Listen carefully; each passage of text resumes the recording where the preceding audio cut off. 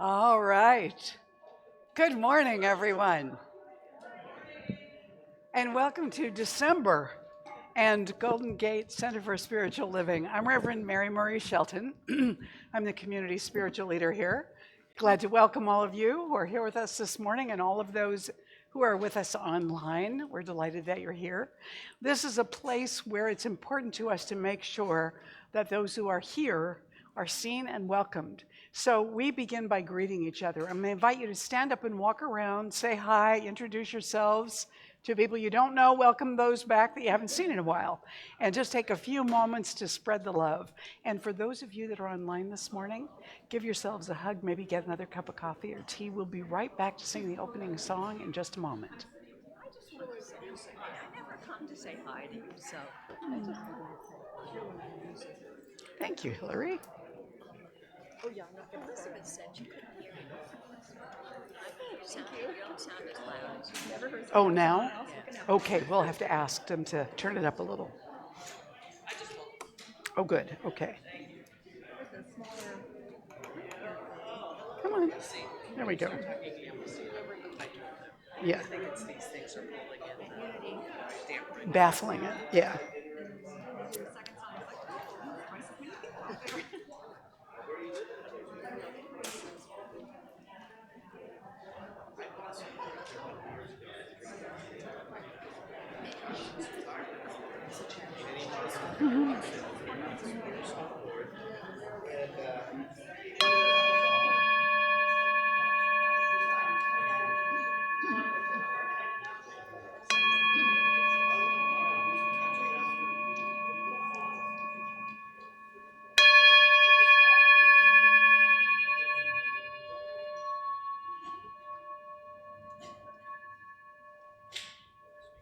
All right.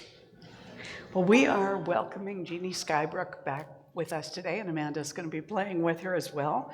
And Jeannie started performing in her father's church when she was 8. So from church music to folk music and bluegrass to country swing and the blues, she's performed with groups and as a duo throughout the Midwest and the West, and now she performs solo on her beloved ukulele because she's shifted from guitar to ukulele. So she's been a member of the Marin Symphony Chorus and a volunteer performer for Bread and Roses, both for more than 30 years. So we're happy to welcome Jeannie back this morning, and we're going to sing a Christmas carol. So I invite you to stand now and join us in Hark the Herald Angels Sing.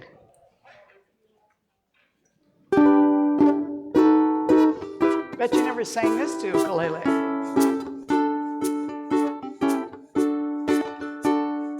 Hark the herald angels sing, glory to the newborn King.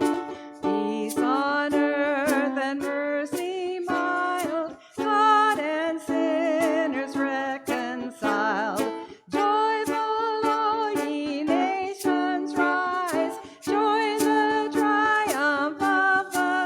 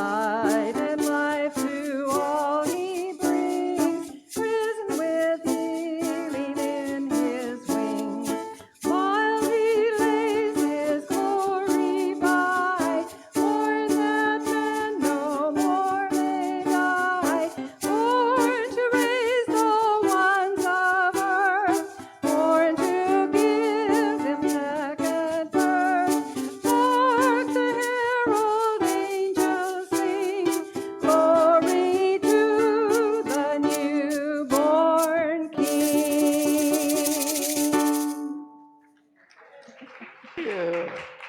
You may be seated. There's a lot in that. Yeah, I'll say more about that later. Please go ahead and silence your cell phones so that they don't interrupt us during the service. And we're going to turn within now, and Reverend Judith Fleener is going to come up and do the opening prayer for us.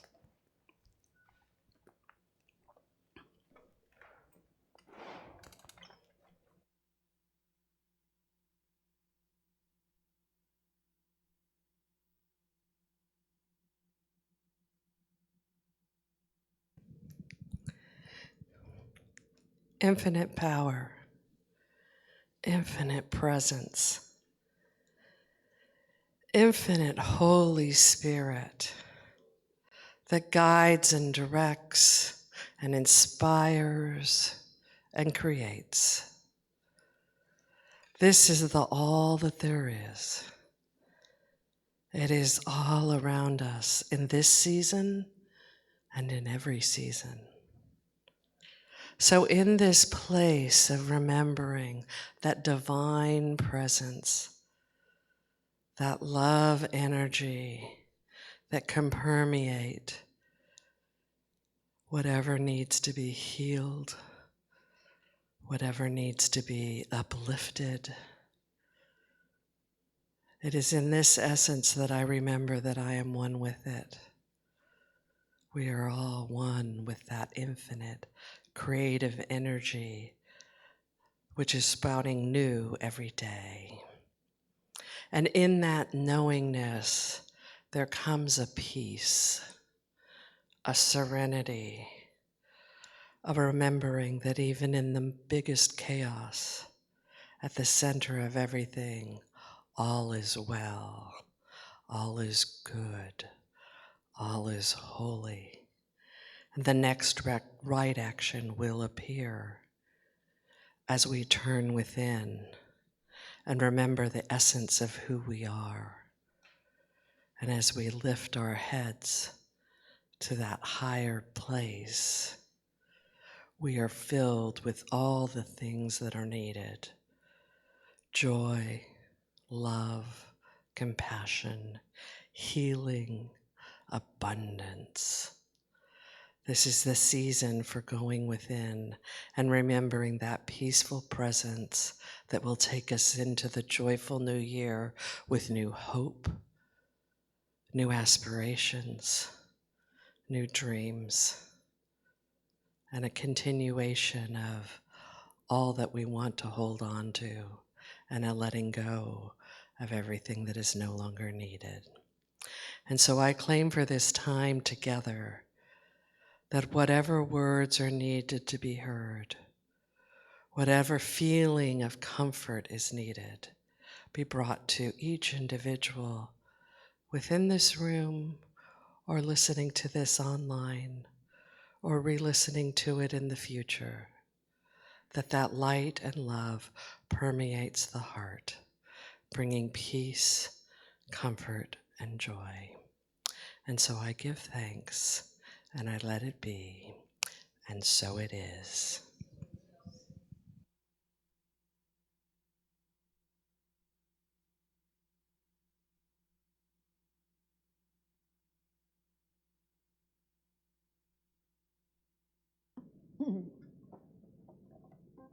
I brought my Christmas ukulele with me today.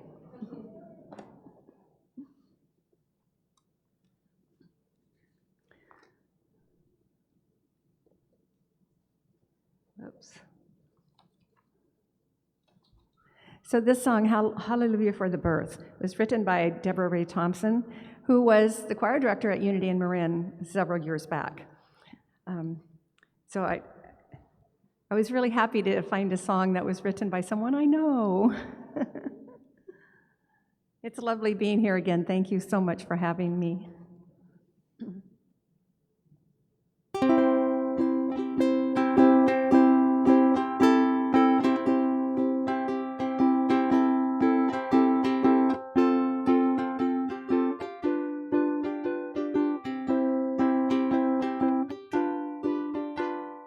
In this season, we remember the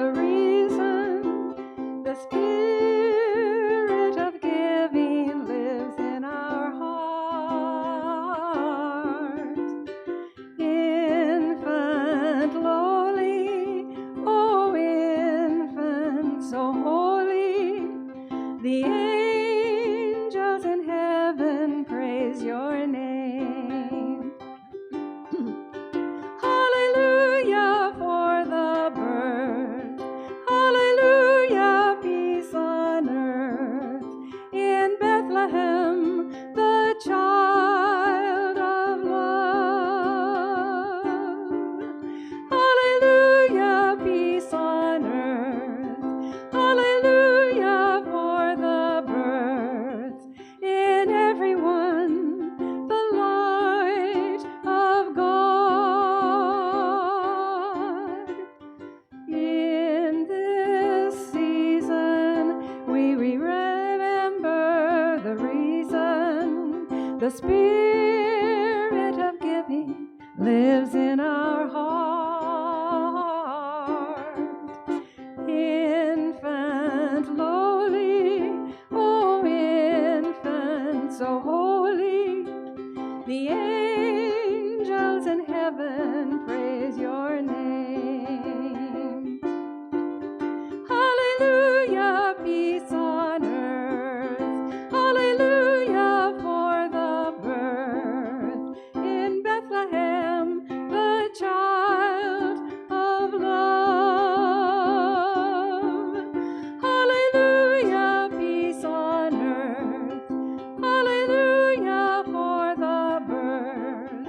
In everyone, the light of God. Hallelujah, peace on earth. Hallelujah for the birth. In Bethlehem, the child of God. Hallelujah, peace on earth. Hallelujah for the birth.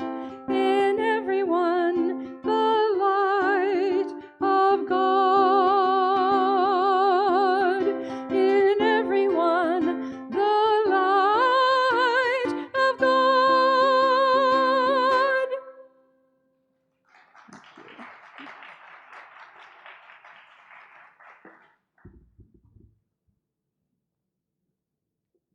Thank you, Jeannie. Here we are in the month of December. Who knew that 2025 could go by so quickly? And we're looking this month at bringing forth the mystery within us. So when we sing any of these Christmas carols that speak about Him or the baby or the Savior or Christ, we're really speaking about, although this was not necessarily what the songwriters meant at the time, we're really speaking about that inner Christ consciousness that's in all of us, that originating energy and awareness and beingness. And so when we speak about remembering who we are, it's not quite the same as in this lifetime you remember, oh yeah, I remember when that happened.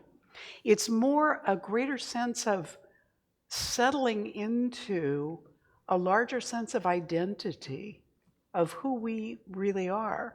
So when we look at the Advent wreath and we light these candles each week and we speak about each one of these qualities, we're relating it to history, but we're also relating it to our own process of coming into awareness of that light and consciousness that's within us. So when we're bringing forth the mystery within, it's already there. It's maybe a greater mystery to us than it is to anybody else, because other people often can look at us and see qualities that we don't realize we're showing or revealing or even carrying with us.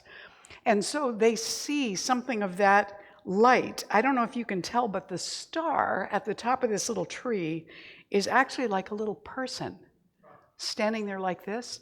And all of this light and all of this majesty and all this swirling energy is coming forth from this person. Now, just close your eyes for a minute and imagine that you are that. You are standing in the shape of a star and you are exuding so much light that it sets the galaxies in motion. You are exuding so much light that the heavens are opening up and everything is blooming around you. The trees are shimmering. This is the truth of who we are. this light, this energy, this connectedness. You can open your eyes now. So when we go ahead and we recognize the Advent wreath and the Advent candles, last Sunday we spoke about the first Sunday being hope. And hope at the time was the hope for a Savior who would come forward and liberate the people. So we're speaking of that as a recognition of the prophets who were foretelling this and hoping for this. And that in us, it is kind of Christ in you, the hope of glory. It's the recognition that as we open to a greater optimism, a greater expectancy of good, we're cultivating that quality of hopeful looking forward. Today, the second candle represents peace. So we have the evergreen wreath, which is made in the form of a circle, that everlasting love of God, always renewing. And when we look at the second candle, the recognition of peace, then, we want to acknowledge that peace by saying this affirmation together.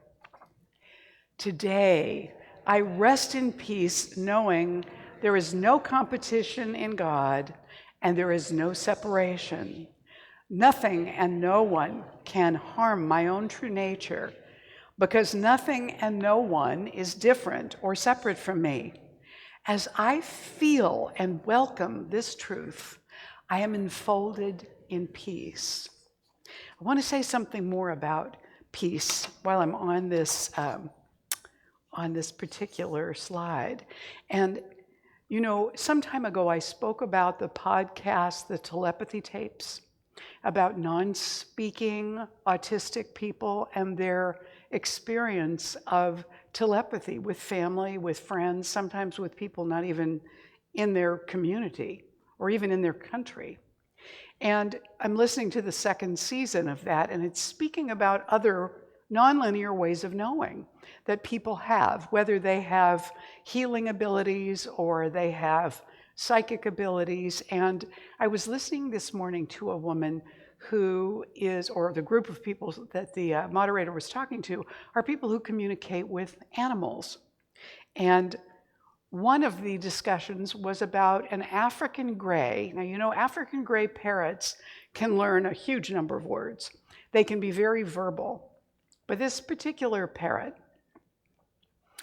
his perch in the evening at night was, or in his cage, I guess, was in this woman's bedroom. And the bird would wake her up in the night commenting on her dreams. Not just saying something random, but something that actually made sense. And they tested this animal. So Rupert Sheldrake was involved in this particular test. He went to the woman's home. He asked her if she had any cards. And she had tarot cards. So he chose a tarot card that had a picture of a girl on it. And she just looked at the card. And in the other room, the African gray said, "It's a girl." And there were several occasions where the animal did this. So I'm thinking about how animals talk to each other, how they communicate. Their minds are not always busy with concepts like ours are. So thinking about how these animals communicate with each other. And then, if you've ever watched the specials on mushrooms, and the vast network that communicates. And it's also recognized that trees do this. They communicate through their roots. They give each other nutrients. They do various things. I'm thinking about peace from the standpoint that we get concerned about human consciousness. And do we despair of ever finding peacefulness among human beings and human consciousness? And then I was thinking this morning, well, we're leaving out a huge swath of consciousness on the planet because we aren't recognizing the consciousness of everything, of all the plants, of all the trees, of all the creatures everywhere. If we were to join together with them in embracing a greater sense of peacefulness, I wonder what kind of influences might be spread in the world. There was also a discussion of a woman who was, she was commenting on when she was learning to communicate with animals. And they were doing a double-blind study where she was being trained, where they'd be assigned to communicate with an animal they didn't know, had never met, didn't know the people. And she was still skeptical about what she was doing. But she was trying to communicate with this dog, I think it was. And what she got was an image of a bald eagle flying, and then an image of a man's upper arm. That was it. That's all she got. And she thought, okay, now I'm going to write this down and turn it into my evaluators, and they're going to know I don't know what I'm doing. So she turned it in, and when they did the double check back with this family and described what she had seen, the woman burst into tears because she said her husband, who had passed away, had a tattoo of an eagle on his upper arm. And the question that this animal communicator had asked the animal was, is there anything missing in your life? And what she got was an image that identified this man, this owner, who had passed away. And so, of course, he was missing from the animal's life and experience. We, I think, go along blithely, and if we are not aware, if we've never had that kind of experience, we don't think of the consciousness of all these beings that are around us who we could perhaps learn something from, and we could also cooperate with in terms of coming forth with some better ideas for peacefulness in ourselves and in the world. At this time of year, we're always delighted by, all of the decorations that appear that add to our experience on Sunday, and the art show that shows up once a year. And I've been thinking about little kids and adults who get involved in Christmas pageants and all the hilarious stories that come about from those pageants. This one minister said, while participating in a church Christmas pageant many years past, I had the good fortune to be chosen as the narrator. And each rehearsal went off well. And then on the night of the show, in a loud and penetrating voice, I announced the gifts of the Magi as gold, Frankenstein, and myrrh.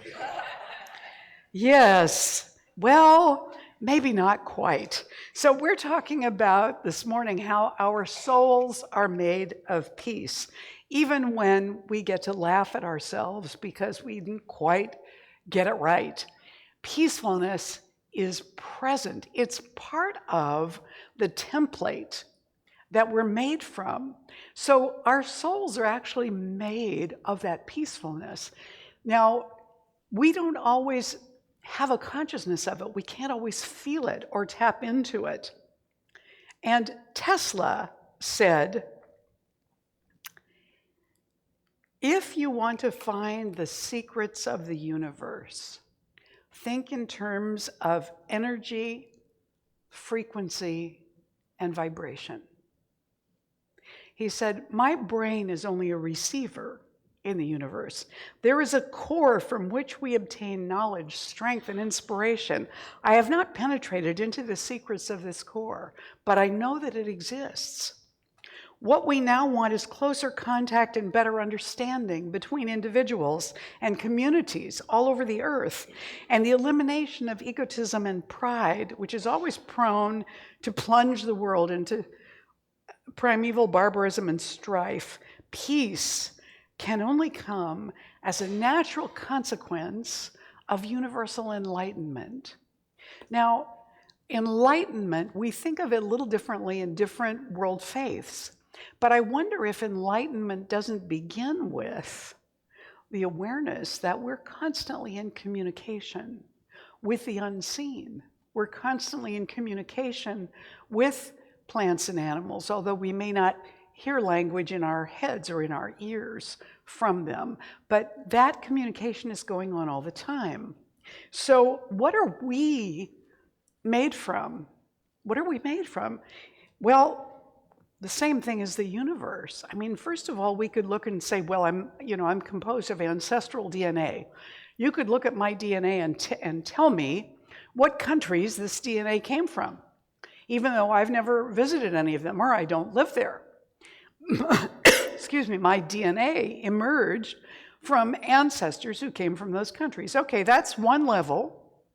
At another level, I'm composed of carbon atoms, and so is everything else that's a living thing. It's carbon-based. That's what we are. We're carbon-based. Okay. And beyond that, then, if you go beyond that, what are we? We are light, energy, vibration, frequency, just what Nikola Tesla was telling us. This is what we have in common with everything, with rocks, with minerals, with plants and animals, with stars. We are connected because we are made from that. And that essence, all of that, emerges out of the infinite as a contemplation of itself. So when all of this comes forward from the infinite, it starts out as that vibration. And we perceive it in all the ways that we do because we have physical senses that are designed to perceive a certain level of vibration with our hearing, with our vision, with our touch and our taste. But our founder, Ernest Holmes, says in The Science of Mind, each one of us comes forth from the same source. We are expressions of spirit in individualized form. The qualities of God reside in us. And what is one of those qualities but peace? When we focus on, he says, and cultivate these, they become stronger and more available to us at all times. Today, we consider the meaning of inner peace and how to claim it in our lives. He says, peace is the power at the heart of God. It is through the revelation of the self to the self that one understands life, that he approaches the power at the heart of God. This comes through a recognition of the unity of the individual with the spirit, back of, in, and through all, not back of, in, and through people, human beings, back of, in, and through all. So there's no place we can go, nothing we can be doing or interacting with where we're not actually interacting with the divine presence. So this poinsettia flower plant right here, they're all leaves, really. The flowers are the little teeny things, but this is a being. And I don't know how many of them are in this particular pot. You know, there may be multiple ones in each one of these pots. I wonder what they're thinking of us this morning. Are they enjoying our, there's some over there too, our presence, our energy? And if we were to lift up our energy a little bit, to just look around at them and appreciate them, just to take a moment to thank them and appreciate them in their beauty for being here, the energy lifts a little more because all of the beings are being acknowledged. Is Coco here this morning too? We want to also acknowledge Coco, who is here as well, listening and occasionally commenting on what I have to say. So we're made from that, all of us, individually and collectively, we're made from that. So if we're made of this peacefulness and these other qualities of God, what the heck is going on with us? Where we are competing and accusing and blaming and not trusting and suspicious of one another. Not that we do that with everybody we know, but with those that we don't know, with those that we're unfamiliar with those who are very different from us. They behave differently. They wear different clothes. They believe different things. They eat different foods. They have different rites and rituals and practices and traditions. And they may disagree with us greatly. Are they then less worthy, less whole, less complete in this? No. But we and they can come into conflict, right? Because of our apparent differences, because we're not looking from the view of our similarities. we get distracted. We get distracted away from that essence that is not only in us, but is everywhere. And maybe it's being the age that I am now, but I sometimes find that recently, I look at certain reactions in my life, either that I have now or that I've had, historically over time, reactions that I've had to people or things that I've said, things that I've done. And I think I'm not as good as I should be at this point in my life. I'm not as good as I know how to be. I haven't lived up to my potential. And I get to feeling bad, like I should be doing better than this. And it's important to remember that we all find fault with ourselves and with each other. And yet, part of that is not quite true, because the essence of who we are is still this wholeness, this purity.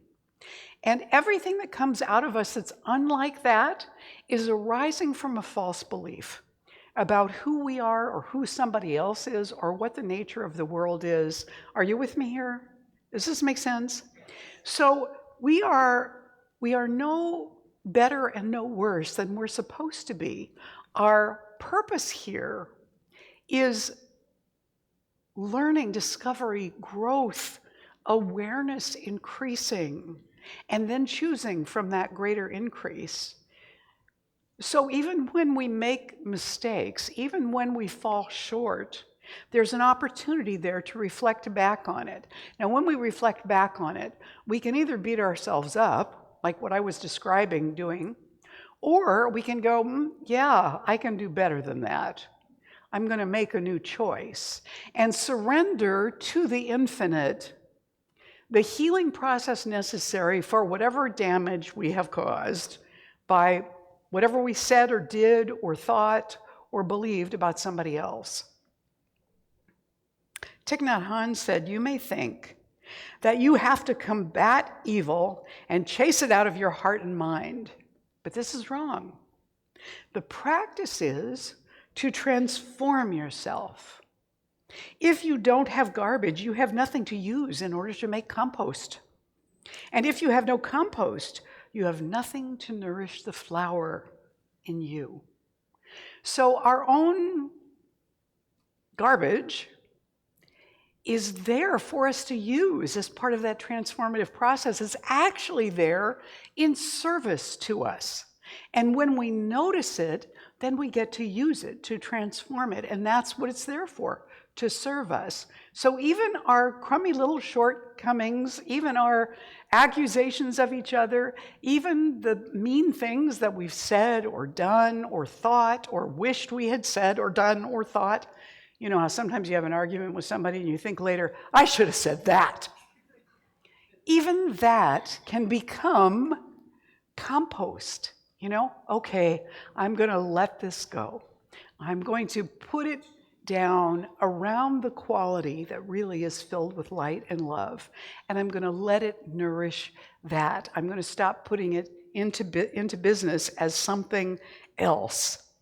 Nadia Bolz-Weber, who is this eccentric minister covered with tattoos, she says, "I like to think that when Jesus sent the disciples to cast out demons in his name, he intended for them to look with so much love upon those who had become fractured that their neglected pieces returned to the center of their being. He intended that the parts that were deemed unlovable by somebody or some institution, the parts abused by those who were supposed to love and protect them, could, in the gaze of love, reassemble." Isn't that a powerful image of Jesus not just doing magic, creating a healing for somebody, but rather like a Native American shaman doing a soul retrieval in that healing word or touch for that presence, bringing back the disowned parts, the parts that we have judged unworthy in ourselves. And I love this Italian film director and actor, Luciano de Crescenzo, who said, "We are each of us angels with only one wing, and we can fly only by embracing each other." So it's important that we recognize that peace isn't about getting somebody else to behave differently or to get a clue or to stop irritating us. I'd have greater peace if you would behave better. But rather to recognize in that person something that feels small that I could relate to too, and bringing a sense of peacefulness to myself in regard to that other being. I'm not saying this is easy, but maybe this is the time when all the lights are going up, the decorations are going, the celebrations are happening, people are having wonderful food and parties and buying gifts, that at this time of year, maybe there's an opportunity for us to lift just a little bit more into that light, into that hopeful, peaceful place that allows us to recognize that, yeah, we may have been distracted away from our essence or the essence of all that is. But the truth is, the good news is, peace cannot be destroyed.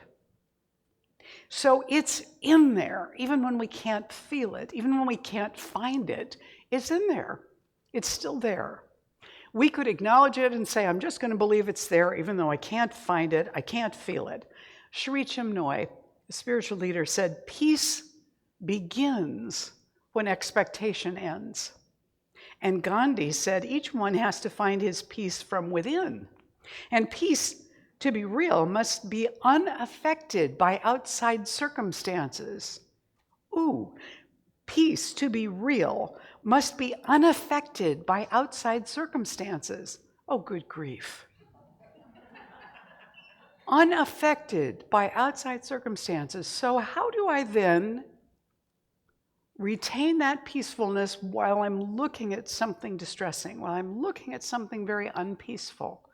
How do I become strong enough in that internal vibration of peacefulness to recognize the glimmer of it in those places where peace is not apparent and available easily? Jerry Jampolsky said, inner peace can be reached only when we practice forgiveness. Okay, there's a clue. Forgiveness is letting go of the past and is therefore the means for correcting our misperceptions. Letting go of what somebody else did, or letting go of what I did that I feel so bad about, and saying, here, God, take this and do your thing with it, because that happened then and I can't fix it now, but take this and, bring forth good out of this mess that I left behind. Yeah? Hafiz said, be kind to your sleeping heart. Be kind to your sleeping heart. Take it out in the vast field of light and let it breathe. This is what we're doing with the part of us that is still asleep, the part of us that can't remember who we are and doubts that we ever were that.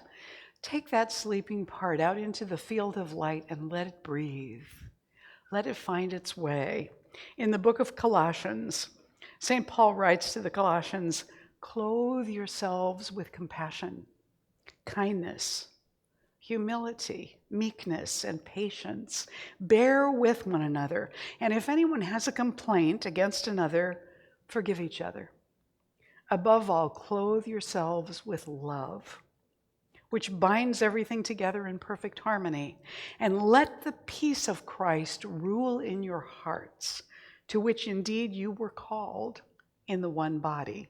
The peace of Christ, not P-I-E-C-E, P-E-A-C-E. Let the peace of Christ, which is your own identity, let it rule in your hearts. So I want to share a story with you this morning about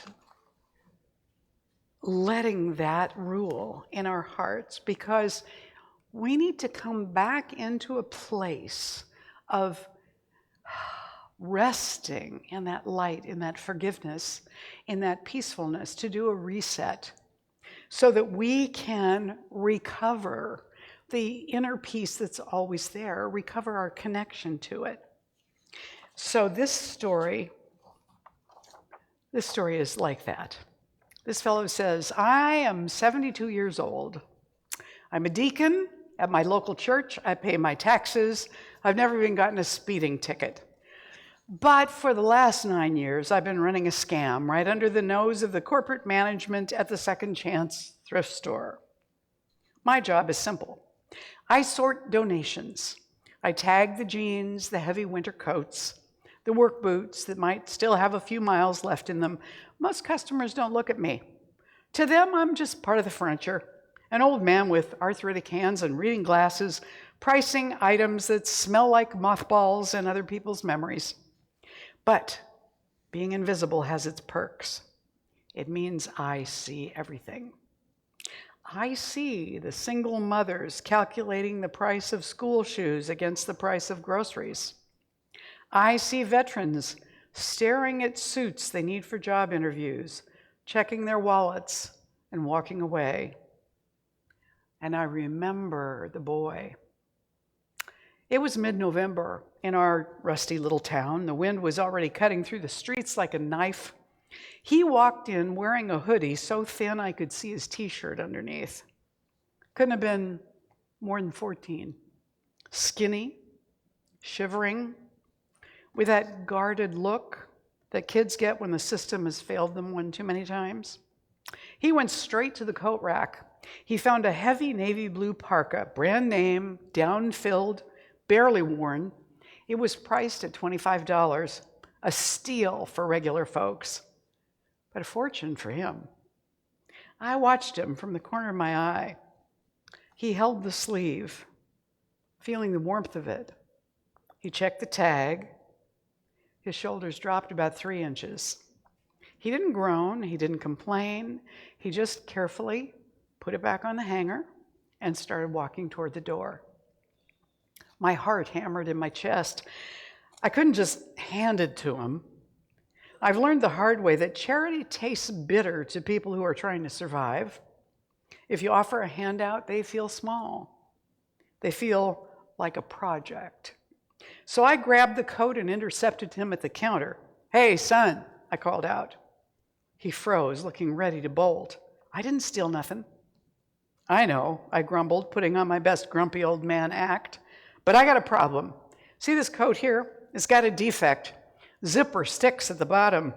Store policy says I can't sell damaged goods for more than $3. You got $3? He looked at me confused. The tag says 25. Tag's wrong, I lied, peeling the sticker off. I'm the inventory manager. I say it's $3. You want it, or do I have to toss it in the bin? He hesitated, searching my face for the catch. Then he dug into his pocket and pulled out 3 crumpled dollar bills. Yeah, he said, I'll take it. He put it on right there. He zipped it up, perfectly smooth, of course, and stood a little taller. He didn't look like a shivering kid anymore. He looked like a young man who had made a smart purchase. He looked protected. Thanks, he said. Store policy, I muttered, turning away so he wouldn't see my eyes watering. Well, that was the beginning. Over the next few years, the store policy became my secret weapon. When Mrs. Miller, a widow living on Social Security, needed a new toaster but only had $5, the $20 model suddenly had a dented cord discount. When a young father needed steel-toed boots to start his first construction job, I invented a Tuesday morning workwear clearance. I kept a ledger in my head. I'd pay the difference out of my own pocket when the drawer count didn't match, or I'd mark items as unsellable discarded in the system. I was terrified of getting caught. And then one afternoon, a woman in a cashmere scarf caught me in the act. She watched me sell a pristine baby stroller to a terrified young girl for $10. After the girl left, the woman approached the counter. I braced myself, expecting a lecture or a threat to call the manager. Instead, she slid a folded $100 bill across the glass. "For your inventory errors," she said, winking. It rippled out from there, quietly. The regulars caught on. They never said a word aloud. They'd just buy a $5 trinket, hand me a 20, and say, "Keep the change for the next time your system acts up." We built a secret economy based entirely on dignity. We weren't giving handouts. We were leveling the playing field. Last Tuesday, the bell above the door rang. A man walked in. He was tall, broad-shouldered, wearing a crisp EMT uniform. He looked confident, solid. He walked the aisles with purpose, but he wasn't shopping. He came straight to my counter. "You're Arthur," he stated. I adjusted my glasses. "I am."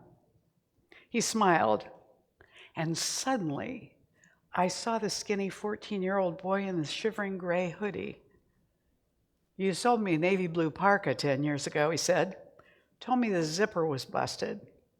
I felt my face heat up. "I process a lot of coats, son." "The zipper wasn't busted, Arthur." He leaned in, his voice low and thick with emotion.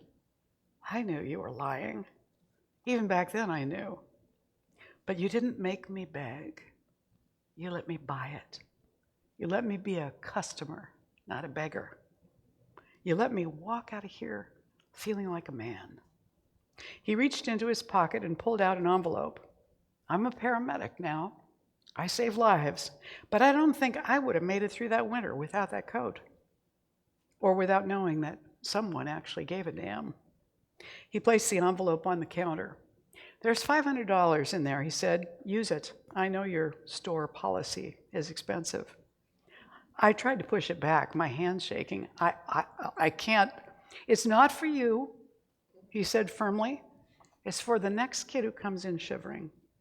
Make sure his zipper is broken too." He turned and walked out, head high, into the autumn sun. I'm 72 years old. My back hurts and my feet swell after a long shift, but I have the best job in the world. To live in a country that tells you your worth is tied to your bank account. We tell people to pull themselves up by their bootstraps even when they have no boots. But I've learned something powerful in this dusty old store. Dignity is more important than charity. Sometimes helping someone isn't just about giving them what they need, it's how you give it to them. If you can help someone while letting them keep their pride, if you can help them without making them feel small, you don't just feed their body or warm their back, you save their spirit. So, I'll keep lying. I'll keep bending the rules. I'll keep making up policies that don't exist, because the price tag doesn't matter. The person wearing the clothes does.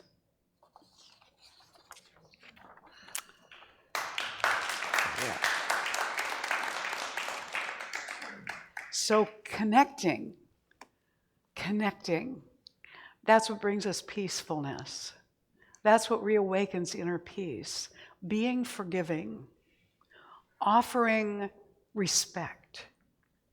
When we are actively engaged in doing that, it cultivates a sense of peacefulness within us, a sense of balance and contentment and appreciation. And after all, that's what we're here for. Namaste. Thank you. Please stand and join me for the morning affirmation. The morning prayer and affirmation. We do the prayer and go right into the affirmation. So stand, close your eyes for a minute. There is only one presence. It's right here. It's right now. It's all around us. It's not sometime in the future. It's not some place we're going to be going to. It's right here. All of the presence in these flowers, in these plants, in these bodies, in this artwork, in this space. We extend our loving heart out into the space for all the living beings in this room, for all that is in this room, and feel it coming back to us, the same essence reflected back to us that we are, of love and light and energy and vibration and presence, of gratitude and peace. As we remember this in this moment, it sets a light in our hearts and minds, taking us forward into this week with greater hope, with greater peace, with greater optimism and receptivity toward one another, with greater forgiveness for ourselves and others. We step into the light of the season that reflects and reminds us of who we are. And we are grateful for this expansive place of inner peace. We let this prayer go into the creative law of mind and spirit and into the divine presence of God, where peace was always the truth and is in this moment too. We simply let it be so. And together we say, and so it is. And join me now in the morning affirmation as well, as we say together, God's presence is undisturbed and filled with peace. I am God's expression of life, so that peace is in me too. It's what I'm made from. I embrace my essence and release everything unlike it now. And so it is. You may be seated. And would the ushers please come forward? This is our time of sacred giving. For those of you online, if you want to make a donation to Golden Gate or a pledge for the coming years, we welcome that. And you can do the donation today by texting the dollar amount you want to give to the number on the screen. We're going to bless your gifts and all the gifts being given in this room this morning, as well as blessing ourselves, because we're part of the gift, and blessing everything that Golden Gate has received this week in prayer, in donations, in service. So we want to make sure that we do this broadly. And let's also include in our hearts and minds today a blessing for everything Golden Gate has received this year. We do this by putting our hands over our hearts now and saying this blessing together. This gift I give is God in action. I now send it forth to bless and to prosper. I know that everywhere it goes, it is creating a world living in love, one heart and one thought at a time. And so it is.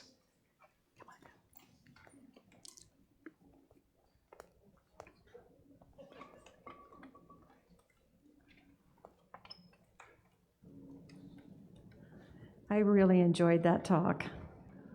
Thank you. That story was great. You know, in looking for songs about peace, I wanted to find songs about peace within, and they're all about peace in the world. Mm-hmm. And then I started thinking, well, if there's peace in the world, then there's peace within. And if we have peace within, then we can have peace in the world. So it all works. And you know, from last time, if you were here when I was here, I like to sing, and I like everybody to sing. So if you want to sing along with me, you have my permission.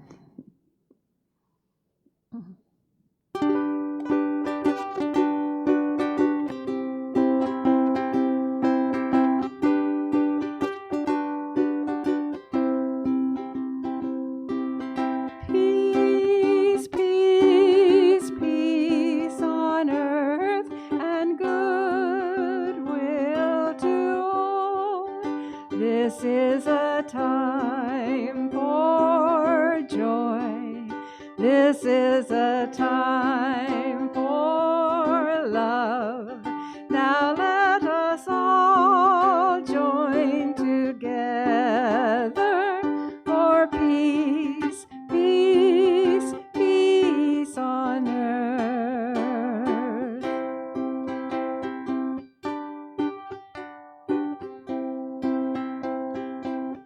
Imagine Imagine there's no heaven.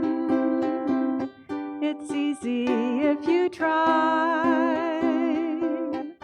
No hell below us, above us only sky. Imagine all the people living for today. Imagine there's no countries. It isn't hard to do. Nothing to kill or die for, and no religion too. Imagine all the people living life in peace. You may say I'm a dreamer, but I'm not the only one. I hope someday you'll join us, and the world will be as one. Imagine no possessions. I wonder if you can. No need for greed or hunger, a brotherhood of men. Imagine all the people sharing all the world. You may say I'm a dreamer, but I'm not the only one. I hope someday you'll join us, and the world will be as one. Imagine no possessions. I wonder if you can. No need for greed or hunger, a sisterhood of all. Imagine all the people sharing all the world. You may say I'm a dreamer, but I'm not the only one. I hope someday you'll join us, and the world will be as one. Thank you.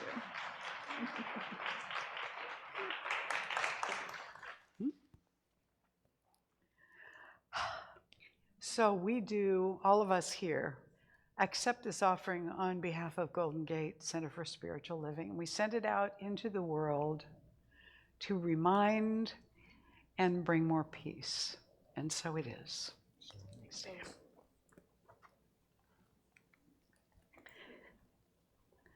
If you are with us for the first time today, I want to direct your attention to the table back here behind this section where we have all of our welcome goodies, flyers, bookmarks, all kinds of Science of Mind magazines, all kinds of stuff. Feel free to take what you'd like from back there and make sure that you get a welcome packet. Galen has one, she's holding it up. It's an envelope that says welcome on it. Inside there's a blue card. If you take that blue card out, fill it out, and give it to her, she's going to give you a little book as our thank you for being here with us today. And it's also your invitation to come back. We look forward to having you come back and getting to know you. And also want to say thank you to everybody who was here to set everything up today. We're also thankful to the community center for the extra Christmas decorations and lights and joy, the Frost family for this lovely gnome-covered altar. I mean, there is a big Santa cookie jar up there, but the little gnomes, they're really making it, all of them out in the front there. And we want to thank Jeannie and Amanda for the music today as well. Many thanks for being here with us. And today is also the first Sunday of December. So if your birthday is in December, would you please stand? Anybody that has a December birthday? All right. Happy birthday to you. Happy birthday to you. Happy birthday, dear December. Happy birthday to you. Yes. As you know, our town hall meeting is taking place right after the service. There is coffee and there will be snacks, but please come and just sit down. And we're going to set up a Zoom for those that might want to be online with us. I think that'll work. And we're doing it anyway. And then Karen Frost, our Leadership Council President, and I, and our treasurer may have some various things to share with you and find out from you as well. Also, I want to let you know that both the foundations class and the membership class are going to be offered beginning in January. So I believe the registration for foundations is already open online. Now you've got a half-sheet flyer with all the information about the foundations class. And if it's been some years since you took the basic Science of Mind class, I encourage you to consider taking it again. Sometimes a renewal of what we think we know, but we might have forgotten or not be applying, can be helpful. And so you can sign up at the table back here. You can pick up information. You've got the half-sheet flyer on foundations with all the dates and info. You can sign up back there if you're interested. You can also just go ahead and register online because the early bird price is now available. There is one Saturday workshop connected with it, and also one pre-class reading assignment if you have the book or you get the book in time, and that's all on your flyer. As far as the membership class is concerned, I think on both these tables now there are flyers that tell you all about the membership class. So you can go back to the welcome table and pick up one of those if you're interested in becoming a member here at Golden Gate. And that class is 3 Sunday afternoons on Zoom from 1 to 3 with me on these 3 Sundays. You're not required to become a member if you take the class. We don't like scoop you up and you can't get out. It's not that. But if you do want to be a member, you have to attend all 3 of those classes. And then there will be a reception for you and a new member welcoming Sunday experience as well. So all of that information is in your Sunday bulletin and also up here on the screen. Next Sunday, something special is also happening. We're having our holiday art, craft, and gift fair. So that'll be all set up here. And it'll be immediately after the service. So the community members we have who are artisans or craftsmen or make things will be selling them. And if you'd like to participate in that, you need to contact Sophie Fleming to get a table. Talk to me afterwards if you need Sophie's email address so that you can find out about that. And if you want to make donations to Homeward Bound, that's a homeless shelter for women and children, you can make out a check to Homeward Bound and give it to Sophie next week. She's the very tall, blonde. She sometimes wanders in here at the very end of the service, so we might even see her today. So that's available next Sunday. Also, year-end gifts to Golden Gate are very welcome. You know, if you're making your required distribution from your IRA or something like that, if you send it directly from the IRA to Golden Gate, you don't pay taxes on it, we don't pay taxes on it, and it becomes a write-off for you as a donation. So that's a lovely thing to be able to do, and we would be so delighted to receive those year-end gifts. And thank you to those of you who have already done that, because a few people have done it already. Also want to just, whoopsie, wrong way. I guess I'm going to thank you twice for this. Yes. And I want to also let you know that the very last Sunday of this month, we will be meeting not here, because this building will be closed at the end of the year.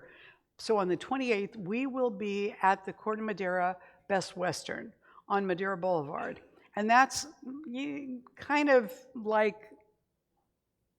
over there on Madera Boulevard. And you can access it on Tamalpais. You know, you just come down Tamalpais the way you would if you're getting off the freeway, turn right on Madera Boulevard, and then it actually curves around. The street goes straight, but past the mall, it becomes something else. So right there at that stop sign, you can turn right, and it's just there on your left, easy to find. We've been there before. They want you to park there, not at the mall. There's plenty of parking at the Best Western, and we will see you there on the 28th. Also, remember, prayer is always available for you, and never underestimate the power of knowing the truth, the spiritual truth, with another person who's trained to know that for you and with you. Our table is available today. Joyce is over there, and she's available after the service for prayer. You can go over and let her know that. And if you miss the very beginning of the town hall meeting, it won't hurt a thing. So know that you can do that. Practitioners, would you please surround the room now as we prepare to do our closing prayer. So turning within one more time, right here and now, we turn within with love, knowing that we are all connected to one another and to that infinite presence and to all life. And we're grateful to remember this and to carry it out into our week with love, knowing that love and forgiveness transforms and heals. We offer that to ourselves this morning and to those dear ones everywhere in the world who can all benefit from that. We're grateful to remember this, to know it, and to claim it for ourselves now. So we let this prayer go into that creative law of mind and spirit, and we simply let it be. And together we say, and so it is. Please stand and join us for the closing blessing and song. As we say together, I now walk, so that whoever walks beside me dwells in the presence of God. And whoever places a hand in mine is lifted. And whoever thinks of me is illumined with God consciousness. For spirit and all people and I are one eternally. And so it is. You know this song very well.